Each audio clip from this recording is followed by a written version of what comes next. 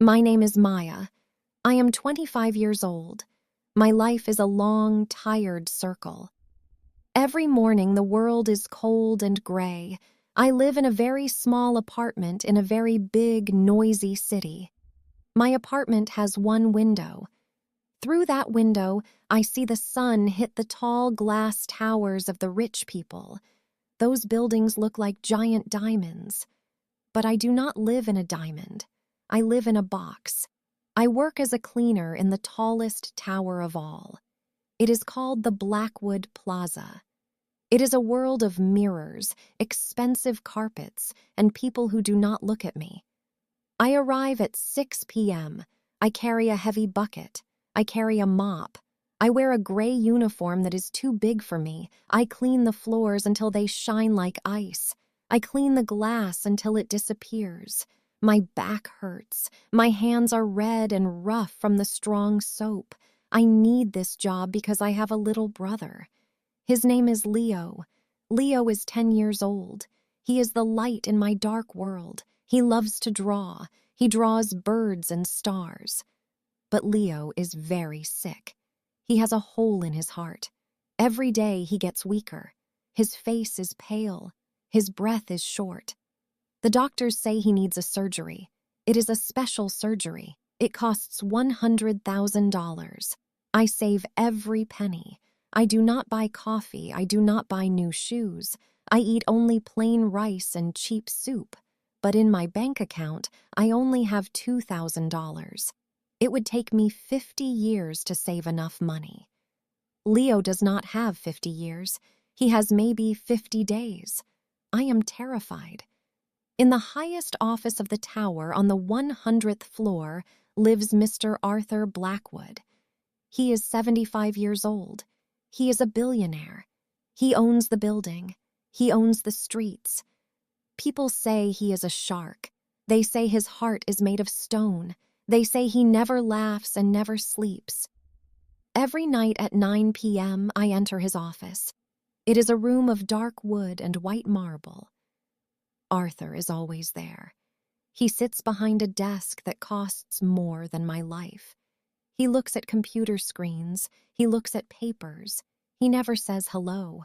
He never says thank you. I am just a shadow moving in the corner of his eye. But one night something is different. The office is dark. Only one small lamp is on. I walk in with my mop. I see Arthur. He is not working. He is holding a small, old photograph. His hands are shaking. A tear falls from his eye and hits the desk. A billionaire crying? It feels impossible.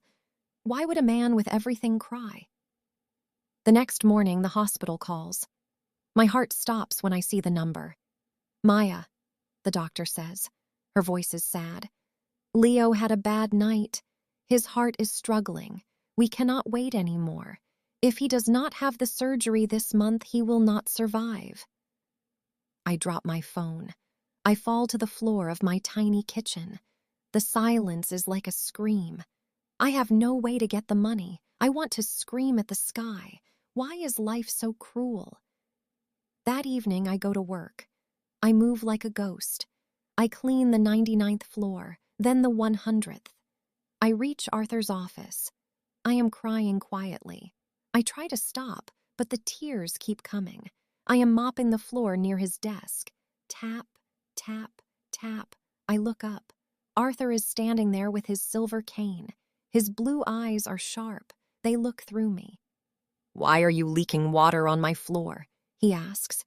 His voice is deep. It sounds like heavy rocks moving together. I am sorry, sir," I whisper.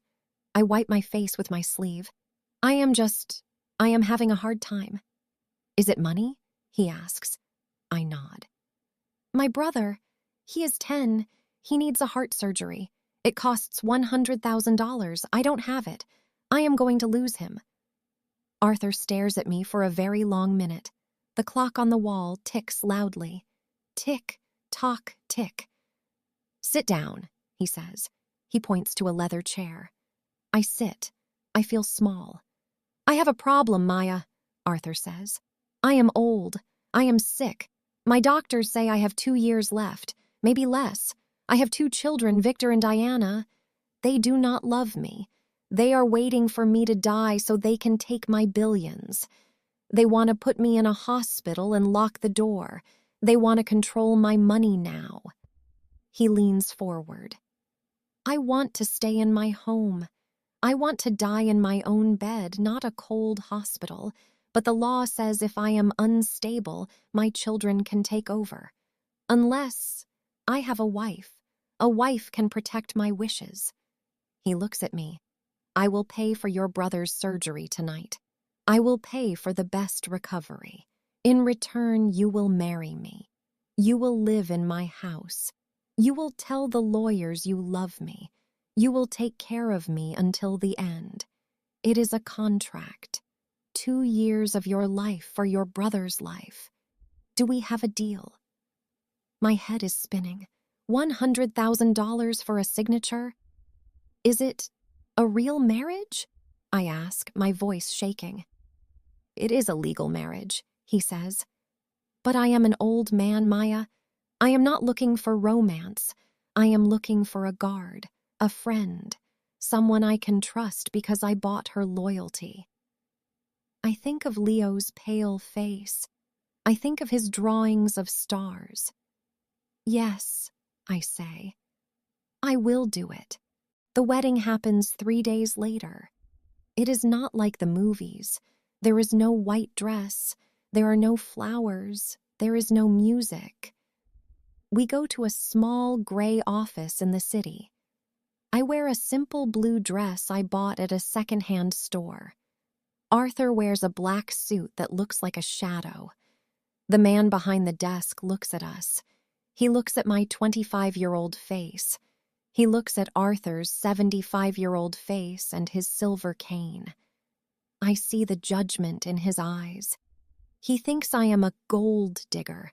He thinks I am a bad person who wants a dying man's money. I want to tell him, I am doing this for a 10-year-old boy. But I stay silent. We sign the papers. Maya Blackwood. The name feels heavy. You are married, the man says. He looks disgusted. Arthur takes me to his home. It is a mansion on a hill, surrounded by tall stone walls. It is a palace of gold, marble, and silk. It has 50 rooms, but it feels like a graveyard. It is so quiet. This is your room, Arthur says, showing me a bedroom larger than my whole apartment. Everything you need is here. Clothes, food, jewelry, but remember our deal.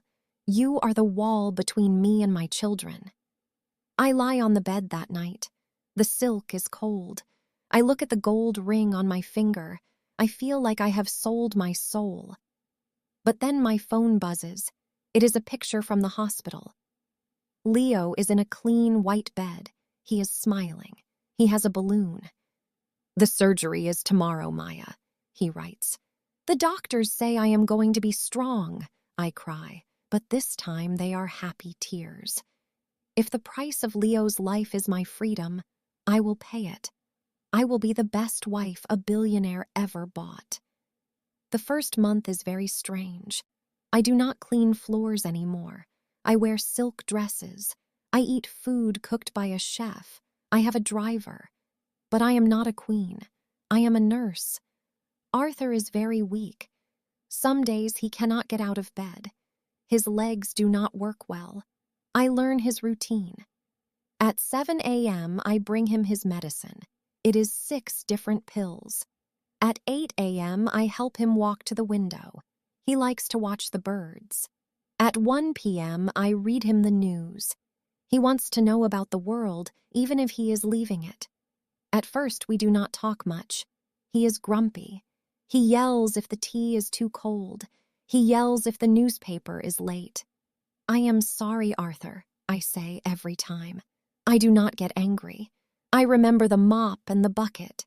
This is easier than cleaning the 100th floor. One day he looks at me. Why are you so patient? I am a mean old man. I have seen mean people, Arthur, I say. You are just tired, and you are scared. He looks away. Billionaires are not scared. Everyone is scared of the dark, I say quietly. Slowly, the ice starts to melt. He starts to tell me things. He tells me about his childhood. He was not always rich. He grew up on a farm. He walked to school with no shoes.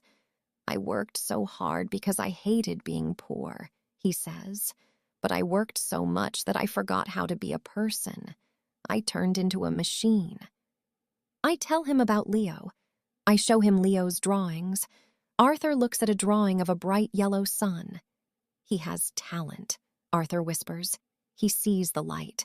I only saw the gold. For the first time, Arthur smiles. It is a small, shaky smile, but it is real. The peace does not last. Arthur's children, Victor and Diana, come to the house. They are like sharks in expensive clothes. Victor is 45. He has a loud voice and angry eyes. Diana is 43. She wears too much perfume and looks at me like I am a bug. They sit in the grand living room. They do not drink the tea I made. "Father, this is a joke," Victor shouts. "Look at this girl. She was a cleaner. She is 25. She is a criminal. She is stealing our inheritance." "She is my wife," Arthur says. He is sitting in his big chair. He looks small. "She takes care of me." "Where were you last week, Victor?" "I was in pain. You were in Las Vegas." Diana turns to me. Her voice is like a knife. "How much do you want, Maya? $5 million, $10 million. We will give you a check right now. Just sign the divorce papers and walk out. If you stay, we will destroy you. We will tell the police you are hurting him." My heart beats fast. $10 million is a dream. I could take Leo to Switzerland. I could buy a castle. I look at Arthur. He is looking at me. He looks terrified. He thinks I am going to take the money. He thinks I am like everyone else in his life. I stand up. I look Diana in the eye. "I have a contract with Arthur," I say, "and I don't break my word. I don't want your money. I want your father to have peace. Now please leave. He is tired." Victor stands up, red in the face. "You will regret this. We have the best lawyers in the country. We will show the world you are a liar." They slam the door. Arthur reaches out his hand. I take it. It is shaking. "You stayed," he whispers. "I stayed," I say. One night I cannot sleep. The house feels full of ghosts. I hear a sound from downstairs. It is a piano. The music is very sad. It sounds like a heartbreaking. I walk down the grand stairs. I find the music room. Arthur is sitting at a giant black piano. He is playing. He does not have his cane. He is lost in the music. I stand in the doorway. He finishes the song. The silence that follows is heavy. "That was beautiful, Arthur," I say. He turns around. "My wife Rose loved that song. She was the only person who loved me for Arthur, not for the billionaire. When she died, I stopped playing. I locked this room for 20 years. "Why did you open it tonight?" I ask. "Because you reminded me of her," he says. "Not your face, your spirit. You are brave. You stand up to people. Rose was like that." He gestures for me to sit next to him on the piano bench. "I used to think money was the score of the game," he says. "The more money you have, the more you win. But now I am at the end of the game, and I am playing alone. My children are my greatest failure. I gave them gold, but I never gave them a father's time." He plays a few notes. "Do you know what is in that photograph I was holding the night you saw me crying?" I shake my head. It was a picture of a small wooden toy I made for Victor when he was 5. It was the only thing I ever made with my own hands for him. He threw it in the trash because it wasn't made of gold. That was the day I knew I had lost him. I feel a deep sadness for this man. He is surrounded by billions of dollars, but he is starving for love. You are not alone now, Arthur, I say. He looks at me. No, I suppose I am not. 3 months later, the nightmare begins. I am in the kitchen, helping the chef. I hear a loud crash from the library. I run as fast as I can. Arthur is on the floor. His cane is broken. His face is twisted. He is trying to speak, but only a strange sound comes out. His eyes are wide with terror. Arthur! Arthur! I scream. I grab the phone and call 911. In the hospital, it is chaos. Doctors run. Machines beep. He had a massive stroke, the doctor tells me. The right side of his brain is damaged. He is in a coma. We don't know if he will wake up. I sit in the waiting room. I am covered in Arthur's tea. I am shaking. Suddenly, the doors fly open. Victor and Diana are here. They are not crying. They are smiling. They have a man with them. He is carrying a black briefcase, a lawyer. Well, well, Victor says. The end is here. Maya, you can leave now. We are taking control of the estate. Our father is unconscious. That means we are in charge. I am his wife, I shout. I make the medical decisions. Victor laughs. Not for long. We have a paper from his doctor from 5 years ago saying he was losing his mind. We will prove your marriage was a trick. Security. 2 large men in black suits grab my arms. Get her out of here, Victor commands. She is a stranger. She is a nobody. I am pushed out of the hospital into the rain. I try to go back in, but the guards stop me. Orders from Mr. Victor Blackwood, they say. No entry for the cleaner. I go to the mansion, but my key does not work. The locks are changed. A man is standing at the gate. Your things are in the trash, lady, he says. Move along. I stand in the street. I have no home. My brother is in a recovery center. If I lose this fight, Victor will stop paying for Leo's care. Leo will be thrown out. Arthur will be sent to a cold nursing home to die alone.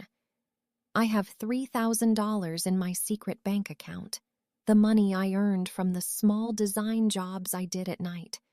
It is not much, but it is enough for a small room. I find a tiny hotel. I sit on the bed. I am tired. I am wet. I am scared. But then I remember Arthur's face when he played the piano. I remember Leo's smile.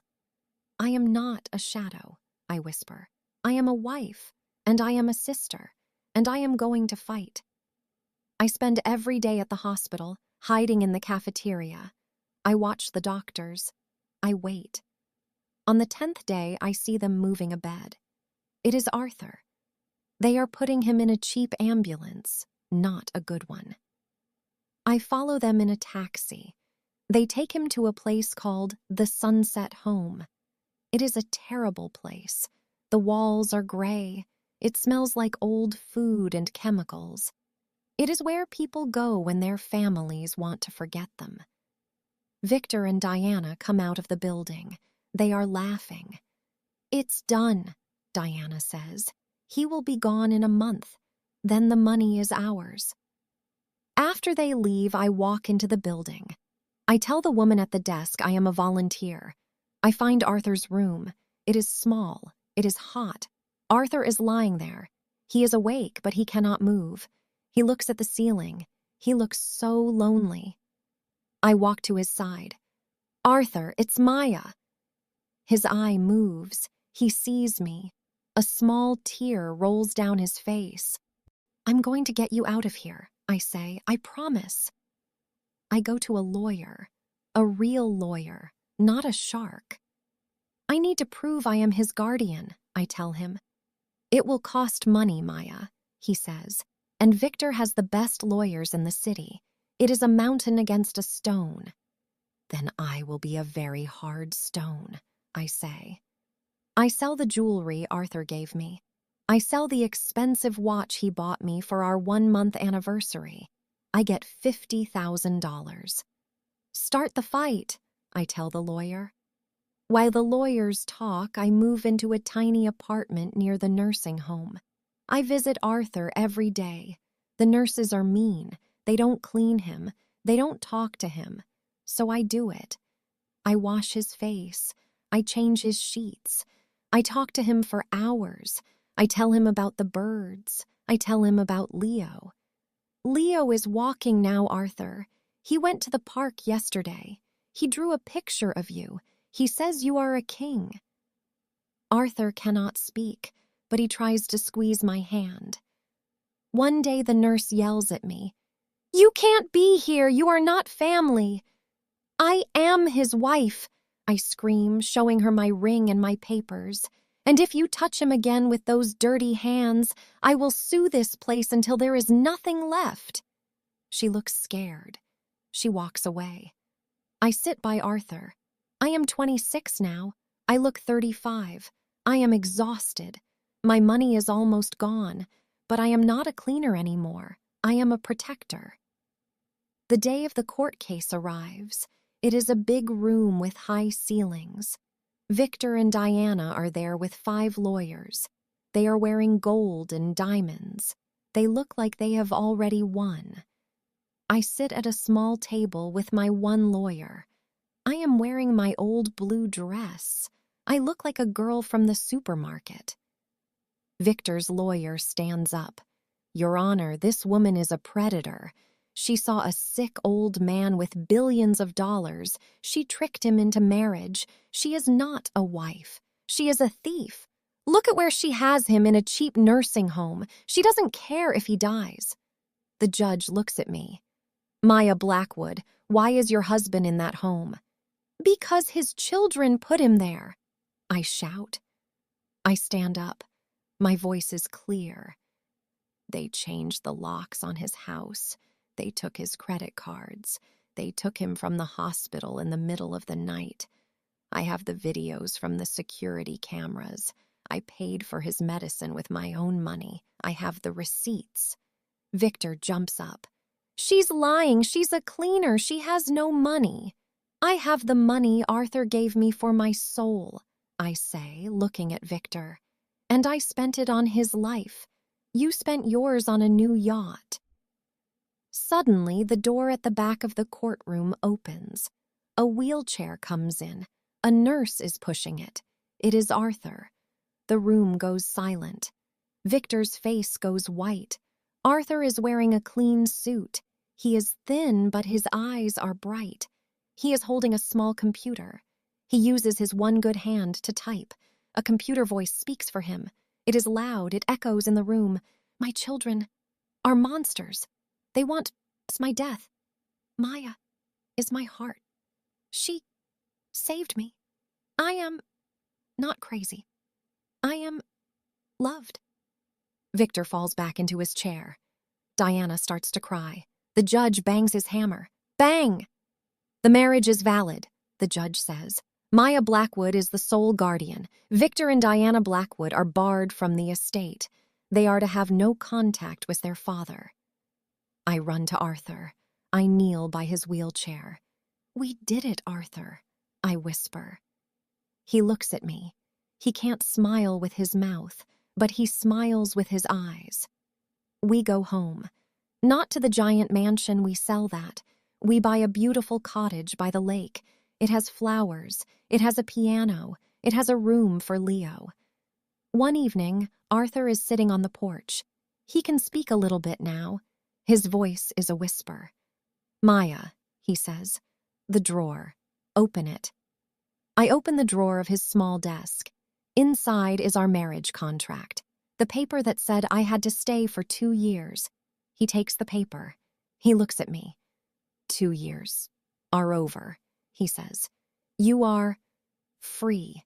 You have $10 million in your account. Go, be young. I look at the paper. I look at the money. I could leave. I could go to Paris. I could find a young husband. I am only 27. I take the contract. I rip it into 1,000 pieces. I throw them into the wind. They look like white birds flying over the lake. I am not here because of a paper, Arthur, I say. I am here because you are my family. You gave Leo a heart, and you gave me a soul. I am staying until the end. Arthur cries. I hold his hand. We are a strange couple, a young woman and an old man in a wheelchair. People in the town whisper. They think they know the story. They think it's about money. But they don't know about the piano. They don't know about the birds. They don't know about the billionaire who was saved by a cleaner. Arthur lives for 2 more years. They are the best years of my life. We spend our days in the garden.